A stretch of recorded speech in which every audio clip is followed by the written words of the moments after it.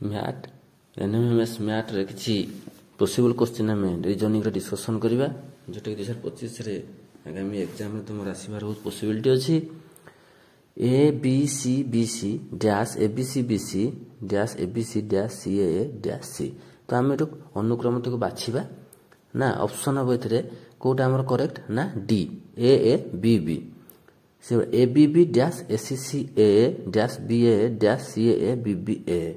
इधर correct answer कोटा हो B A B C B S C B dash C A dash C B B dash A dash B यार correct answer B B A C C A dash S C A B A dash S C A B A तो यार correct answer B C A हो correct answer A dash C A B dash B C C A B C dash यार correct answer D B C A है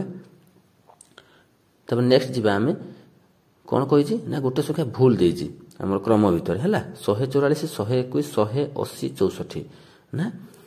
कोटा आम भूल देजी ना 80 D हम correct answer 17 19 21 29 31 37 ना ये भूल किए अच्छी ना 21 सी हम करेक्ट आंसर 22 20 16 13 10 भूल किए ना 13 डी हम करेक्ट आंसर 10 15 21 28 35 45 भूल किए अच्छी ना 35 सी हम करेक्ट आंसर 30 24 19 16 12 ना भूल एथरे किए ना 16